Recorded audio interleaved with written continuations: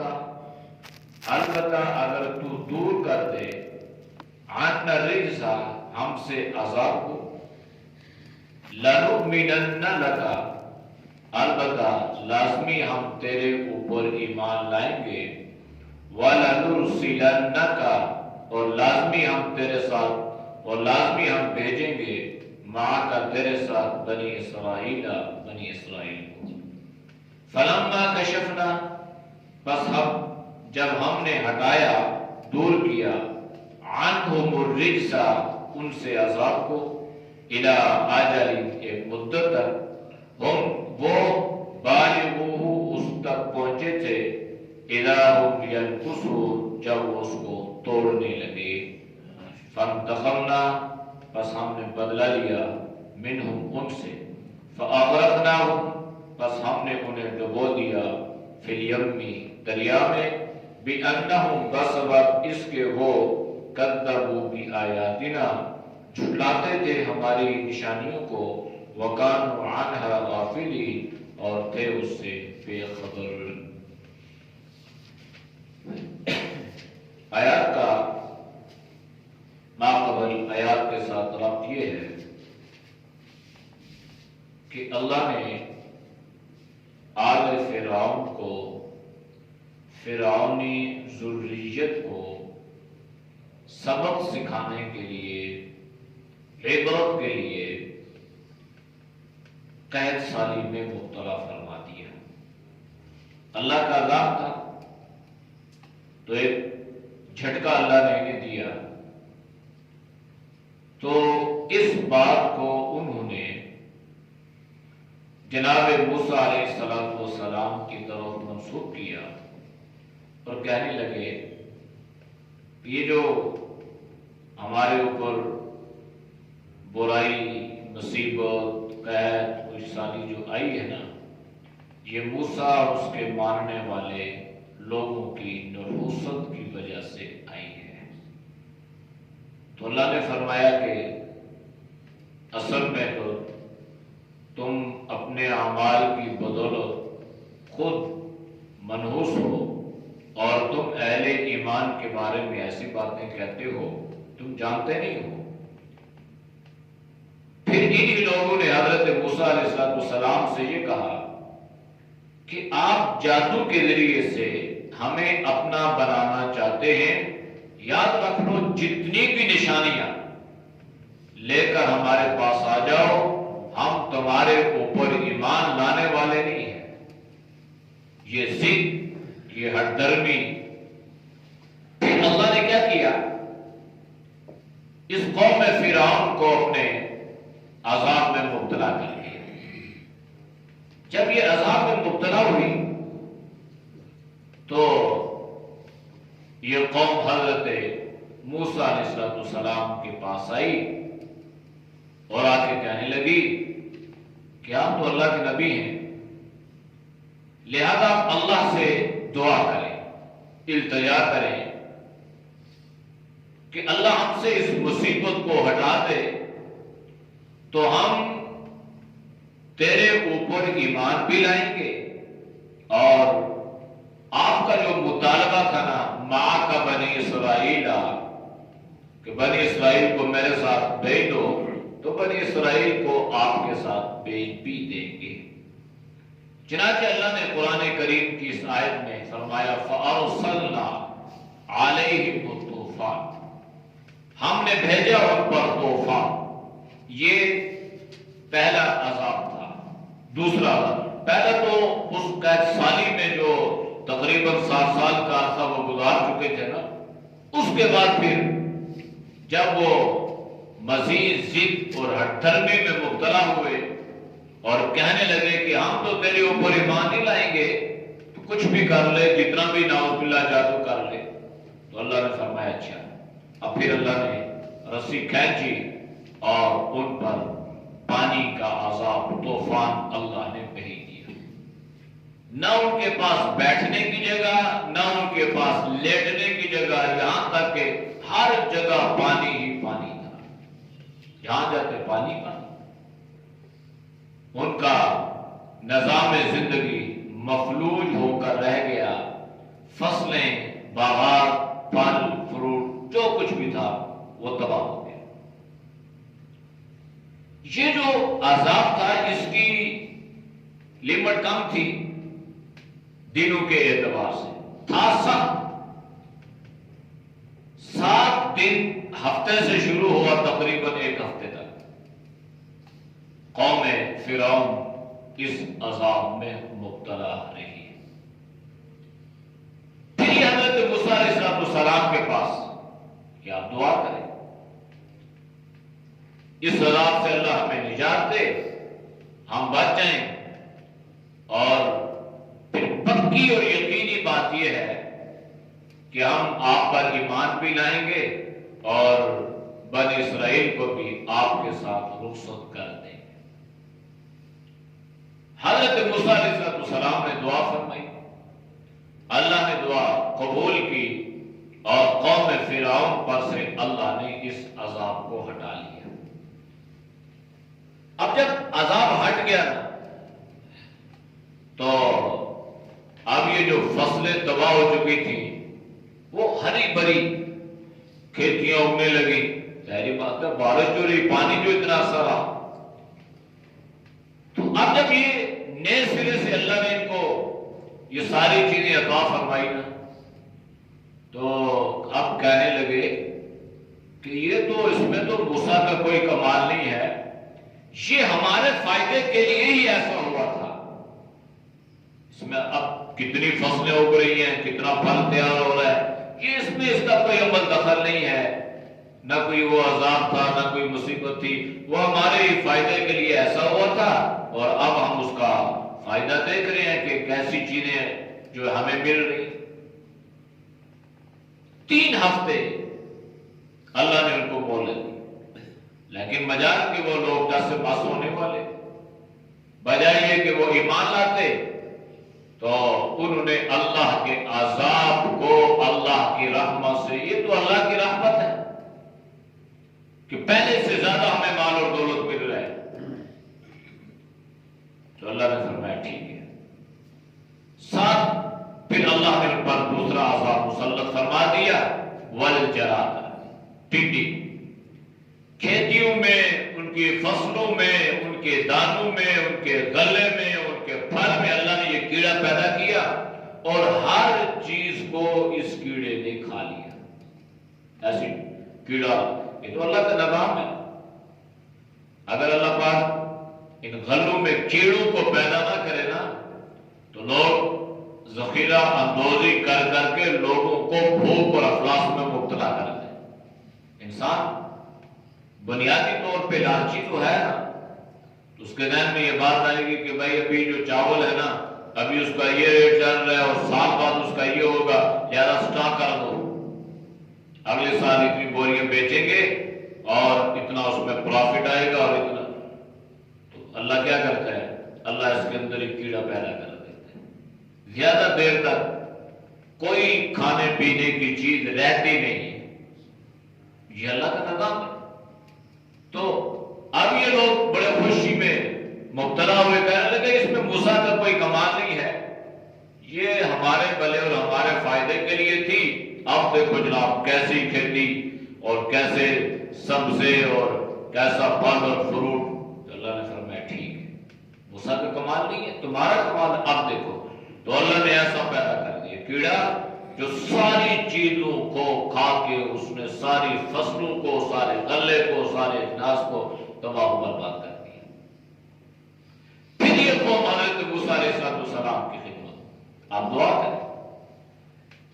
تو حضرت موسیٰ علیہ السلام بھی اللہ سے التجائیں کرتے ہی رہے، اس لیے کرتے رہے کہ شاید یہ ایمان لے آئیں۔ انبیاء ہے نا، انبیاء یہ اپنی امت کے بارے میں بڑے حریص تھے، حریص۔ یہ حریص جو نا، ویسے تو حرص لالچ کو کہتے ہیں، ان میں یہ حریص تھی کہ یہ لوگ ایمان لے آئیں، یہ دنیاوی حرص نہیں تھی۔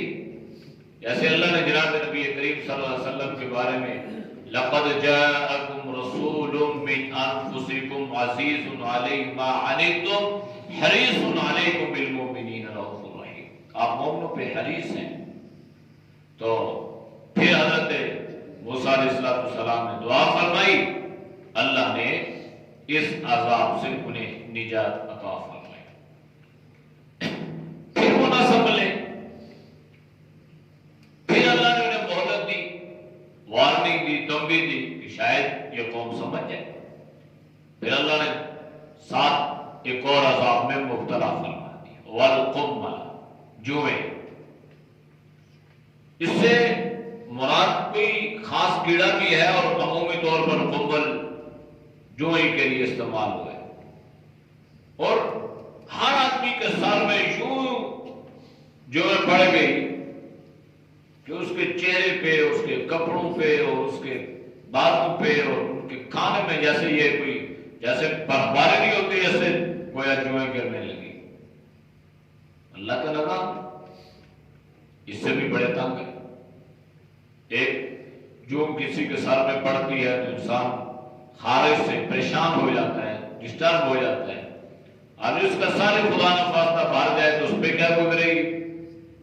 اور یہ چیز بھی ایسی ہے کہ انسان اس سے گھن محسوس کرتا ہے، اس سے انسان کو جو ہے وہ طبیعت میں عجیب سی بے چینی اور ایسی چیزیں پیدا ہوتی ہیں، نفرت سی پیدا ہوتی ہے، گندی چیز ہے۔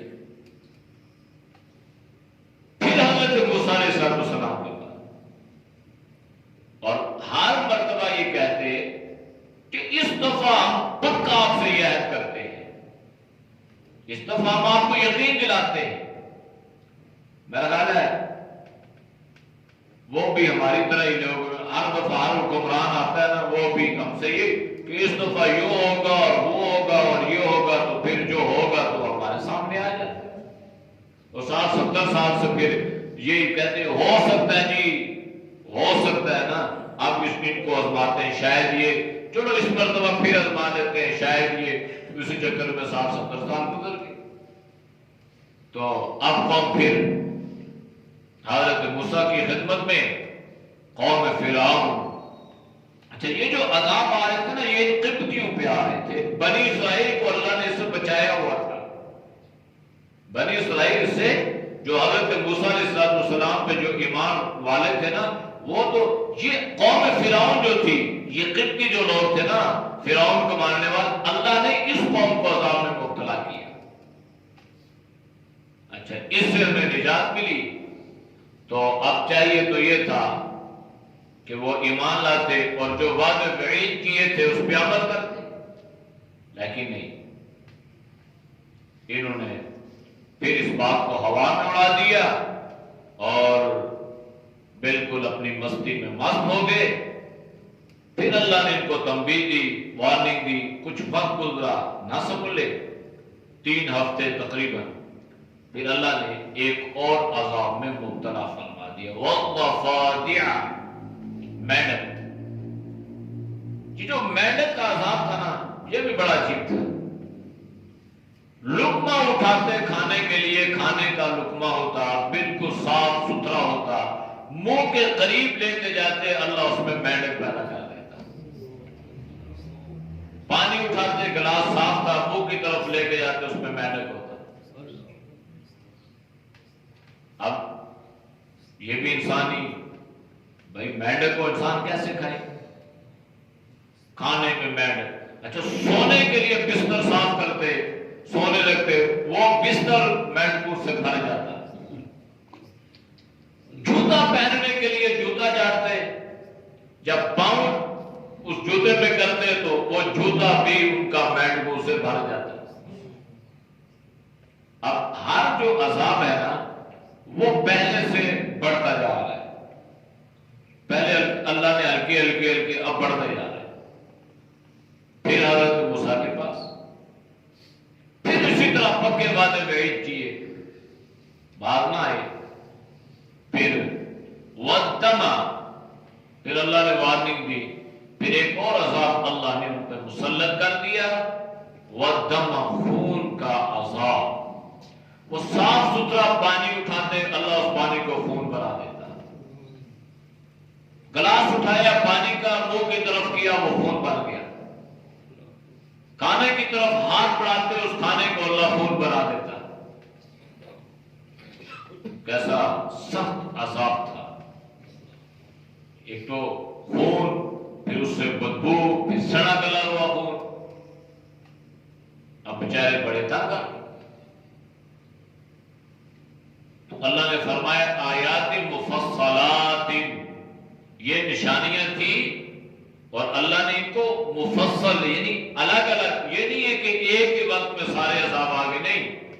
ایک عذاب آیا، پھر اللہ نے نجات دی، پھر کچھ اللہ نے موقع دیا، پھر نہ سمجھے، پھر اللہ نے دوسرے عذاب میں ان کو مبتلا فرمایا. تو اللہ ذکر کیا فرما رہے ہیں؟ فاستکبروا، بڑے متکبر تھے، وَكَانُوا قَوْمًا مُجْرِمِينَ، اور بڑے گنہگار لوگ تھے. تھوڑی سی بھی اگر ان میں رائی کے دانے کے برابر بھی اگر سوجھ بوجھ ہوتی، عقل ہوتا، شعور ہوتا، تو ایک عذاب پر ہی وہ سنبھل جاتے، لیکن سنبھلنے والے نہیں تھے. تو پھر کیا ہوا؟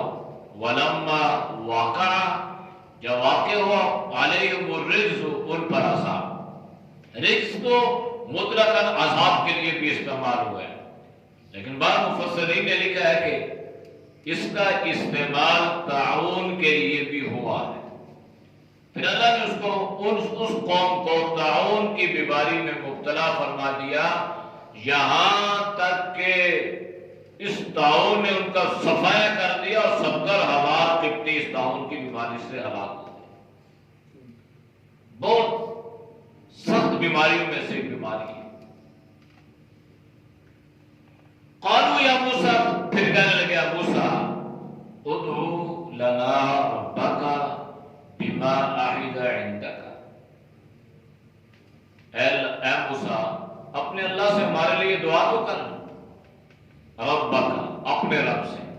اب مان گئے کہ تیرا رب وہ ہے، فرعون نہیں ہے. یہی لوگ اور کہنے لگے جو عہد ہے نا اس کے مطابق اپنے اللہ سے ہمارے لیے کوئی دعا، کوئی التجا کر، اللہ تیری دعا کو قبول کرے گا. جس طرح پہلے سارے عذابوں سے ہمیں نجات ملتی رہی، اس سے بھی نجات مل جائے. اب انہوں نے سوچا کہ بھائی دیکھیں نا، جب انسان کی خیرت مر جاتی ہے نا تو پھر اس کے اندر سے شر ختم ہو جاتی ہے، اڑ جاتی ہے شر. پھر اس کے لیے کوئی بات مانا نہیں رکھتی. بھائی ایک دفعہ گئے، 2 دفعہ گئے، 3 دفعہ، 4 دفعہ، 5، 7، 8 مرتبہ بار بار جا رہے ہیں، پھر انحراف کر دیں. اگر غیرت ہوتی تو کہتے یار نہیں، اب جو ہے نا اب پکی بات ہے، ایمان لائیں گے، اللہ اس عذاب سے نجات دے دے. اب ہم جو ہے اتنے بے غیرت اور ڈھیٹ بن چکے ہیں کہ بار بار جاتے ہیں اور بار بار ہمارے ہم یوں جو ہے وہ وعدے سے منکر ہو جاتے ہیں. تو کہنے لگے لئن کشفت عنا الرجز، اگر اللہ یہ عذاب ہم سے دور کر دے، یہ تعاون کی بیماری کو، اس عذاب کو اللہ اگر تو دور کر دے ہم سے، تو پھر کیا ہوگا؟ لَنُؤْمِنَنَّ لَكَ، یہ لام بھی تاکید کا اور نون ثقیلہ بھی تاکید کا. اب یعنی قسمیں کھا کے کہنے لگے کہ واللہ ہم تیرے اوپر لازمی ایمان لائیں گے، پکی اور یقینی بات ہے. وَلَنُرْسِلَنَّ مَعَكَ بَنِي إِسْرَائِيلَ، اور یقینی اور پکی بات یہ ہے کہ ہم بنی اسرائیل کو بھی تیرے ساتھ رخصت کر دیں گے. یعنی جو حضرت موسیٰ نے فرمایا تھا نا کہ اے فرعون تو بنی اسرائیل کو میرے ساتھ بھیج دے، ہم زیادہ دیر تک تیری غلامی میں نہیں رہ سکتے، بھیج دے میرے ساتھ بنی اسرائیل کو. تو اب یہ کہنے لگے کہ ہم ایمان بھی لائیں گے اور بنی اسرائیل کو بھی آپ کے ساتھ بھیج دیں گے. فَلَمَّا كَشَفْنَا عَنْهُمُ الرِّجْزَ إِلَىٰ أَجَلٍ. اچھا انسانی فطرت اور مزاج کیا ہے؟ اگر ہم اس کو اپنے اوپر جو ہے نا اس کو لیں تو ہم بھی بالکل یہاں ہی کھڑے نظر آتے ہیں. اگر خدا نہ خواستہ ہم میں سے کوئی کسی مصیبت میں، بیماری میں، پریشانی میں، کسی آفت میں مبتلا ہو جائے تو اس وقت ہم اللہ سے بڑے وعدے بعید کرتے ہیں. یا اللہ اگر تو نے میرا یہ کام کر دیا نا تو میں آج کے بعد یہ نہیں کروں گا اور یہ نہیں کروں گا اور ایسا کروں گا اور ویسا کروں گا. جب اللہ اس مصیبت اور پریشانی سے نکال دیتا ہے نا، 2-4-6 دن کے بعد آہستہ آہستہ ہم اللہ سے کیے ہوئے سارے وعدوں کو بھول جاتے ہیں۔ یہ تو بنی اسرائیل کی اور یہ ان قبطیوں کی عادات ہم نے اپنائی ہوئی ہے۔ تو اللہ بھی مسکراتا ہوگا کہ یہ اللہ تعالیٰ حفاظت فرمائیے، اسپتالوں میں ICU وارڈ کی باہر آپ پہ بڑی بڑی تسمیاں کھڑی ہیں، عورتیں مرد اس کو پڑھا جا رہا ہے، دعائیں ہو رہی ہیں، صدقہ خیرات ہو رہا ہے، یہ وہ ہے، سارے ایسے معاملات ہو رہے ہیں۔ اب جو اللہ نے اس بیماری سے نجات دی، اللہ کون اور ہم کو، ایسے ہم اسی طرح بدماشی پہ اتر آتے ہیں کہ جیسے ہم نے اللہ سے کوئی وعدہ ہی نہیں کیا۔ تو انسان جو ہے نا بڑا عاجز ہے، بیماری سے پہلے ہم اللہ سے مانگتے ہیں کہ اللہ عافیت والا معاملہ فرمانا، ہم بڑے کمزور ہیں، ہم بڑے عاجز ہیں، ہم تیرا مقابلہ نہیں کر سکتے۔ یہ اللہ کے نبی نے ہمیں سکھلائی۔ اور اس وقت اگر آئے تو وعدے کرتے ہیں، اور پھر جب اللہ ہمیں اس پریشانی سے نکالتا ہے تو پھر ہم اس سارے وعدوں کو فراموش کر دیتے ہیں، توڑ دیتے ہیں۔ تو ان قبطیوں نے بھی یہی کیا، کہنے لگے کہ ہم ایمان بھی لائیں گے اور بنی اسرائیل کو بھی تیرے ساتھ چلتا کریں گے۔ تو اللہ نے فرمایا فَلَمَّا كَشَفْنَا عَنْهُمُ الرِّجْزَ إِلَىٰ أَجَلٍ هُمْ بَالِغُوهُ إِذَا هُمْ يَنكُثُونَ، پھر ہم نے جب ان پر سے اس عذاب کو، اس آفت کو، اس طاعون کو دور کر دیا، ہٹا دیا، جس وعدے تک وہ پہنچ چکے تھے، جو وعدے بعید وہ کر چکے تھے، تو جب ہم نے انہیں تکلیف سے راحت عطا کر دی نا، تو اِذَا هُمْ يَنكُثُونَ، تب وہ اپنے وعدوں کو توڑنے لگے۔ تو انسان بنیادی طور پہ تو یہ جو وعدہ نا، وعدہ یہ بڑی اہمیت رکھتا ہے وعدہ۔ اللہ کے نبی نے فرمایا لا دین لمن لا عہد لہ، اس کے دین کا اعتبار مت کرو جو وعدے کا پکا نہ ہو، پکا نہ ہو۔ وعدہ کیے ٹھیک ہے جی، تو ہمارے ہاں تو یہ جو انشاءاللہ ہے نا، انشاءاللہ، تو یہ ہماری انشاءاللہ جو ہوتی ہے بڑی کچی انشاءاللہ ہوتی ہے۔ اگر ہم نے کسی سے کوئی دھوکہ یا فراڈ یا ڈالنا ہونا تو ہم اس کو انشاءاللہ کہہ دیتے ہیں، حالانکہ انشاءاللہ فَإِذَا عَزَمْتَ فَتَوَكَّلْ عَلَى اللَّهِ، جب کسی کام کے کرنے کا ارادہ کرے اللہ پہ بھروسہ رکھے، پھر انشاءاللہ کہ اللہ پہ ایمان رکھے، اگر میرے اللہ نے چاہا تو اللہ چاہتا ہے، اگر انسان کی نیت اور ارادہ ہو تب، نیت اور ارادہ ہی نہیں ہے تو زبانی سے آپ کیا انشاءاللہ آپ آئیں گے جی انشاءاللہ، اب پہلے سے نیت یہ ہوتی ہے کہ میرے جانا وانا نہیں ہے، بس ٹھیک ہے جی، پھر پوچھے گا کہ بھائی آپ آئے نہیں ہیں، بھائی میں نے تو کہا تھا انشاءاللہ، میں نے تو بس اب اللہ کی مرضی نہیں آ سکتی، اب سارا بلیم اللہ پہ۔ تو اس لیے وعدہ توڑنا جو ہے نا، یہ ایمان کے ناقص اور بودا اور بوسیدہ ہونے کی دلیل ہے۔ فَانْتَقَمْنَا مِنْهُمْ فَأَغْرَقْنَاهُمْ فِي الْيَمِّ، پھر آخر انسان کو اللہ جھٹکے دیتے ہیں، سنبھل گیا تو اس کی اپنی قسمت مقدر بھلائی، نہ سنبھلا تو پھر اللہ کو تو اس سے کوئی شان میں کمی نہیں آتی نا۔ پھر اللہ نے فرمایا بس ہم نے ان سے بدلہ لے لیا، انتقام لے لیا، اور فَأَغْرَقْنَاهُمْ فِي الْيَمِّ، پھر ہم نے ان سب کو کیا کر دیا، فی الیم، دریا میں نست و نابود کر دیا، ان کو غرق کر دیا، ان کو تباہ و برباد کر دیا۔ بِأَنَّهُمْ كَذَّبُوا بِآيَاتِنَا، کیوں؟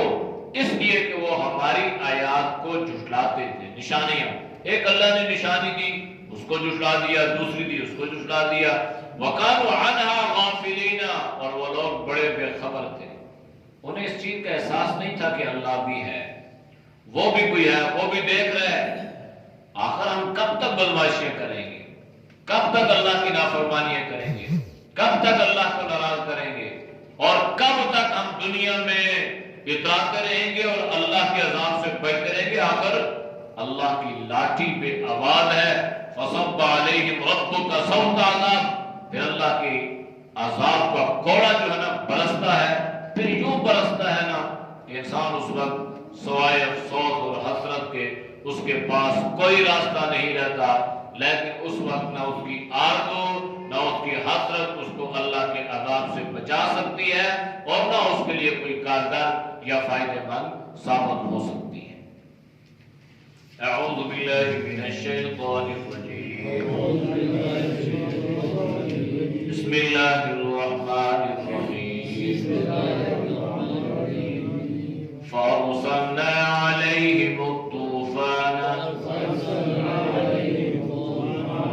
والجراد والقمل والضفادع والدم آيات مفصلات فاستكبروا وكانوا قوما مجرمين، ولما وقع عليهم الرجز قالوا يا موسى ادع لنا ربك بما عهد عندك لئن كشفت عنا الرجز لنؤمنن لك ولنرسلن معك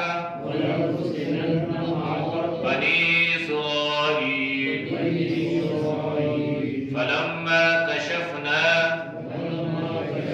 عنهم الرجز إلى أجل هم بالغوه إذا هم ينكثون فانتقمنا منهم فأغرقناهم في اليم بأنهم كذبوا بآياتنا وكانوا عنها غافلين۔ الحمد لله رب العالمين والعاقبة للمتقين والصلاة والسلام على النبي الكريم۔ یا اللہ ہم سب کے صدر کیا گناہوں کو معاف فرما، یا اللہ گناہوں سے حفاظت فرما، یا اللہ نیک اعمال کی توفیق نصیب فرما، یا اللہ برے اعمال سے، برے خیالات سے، برے راستوں سے، بری صحبت سے اللہ تو ہم سب کی حفاظت فرما، یا اللہ پوری امت کی حفاظت فرما، یا اللہ تو ہم سب کو ہدایت والی زندگی نصیب فرما، یا اللہ تقوی طہارت والی زندگی نصیب فرما، یا اللہ خواستوں سے، غلاستوں سے، قدورتوں سے، نفرتوں سے اللہ تو پوری امت کی حفاظت فرما، یا اللہ تو ہم سب کو دین کی سمجھ عطا فرما، یا اللہ جتنے دوست اور بزرگ تیری رضا تیری درس قرآن سنتے ہیں اللہ ان کے سننے کو قبول فرما، یا اللہ درس قرآن کی برکت سے اللہ ان کے علم و عمل میں، جان و مال میں، یا اللہ ایمان میں خوب برکتیں عطا فرما، ہر پریشانی مصیبت سے، ہر بیماری سے یا اللہ ان سب کی حفاظت فرما، ان کے بال بچوں کی حفاظت فرما، پوری امت کی حفاظت فرما۔ صلی اللہ تعالی علی نبی الامی وعلی آلہ وصحبہ اجمعین برحمتک یا ارحم الراحمین۔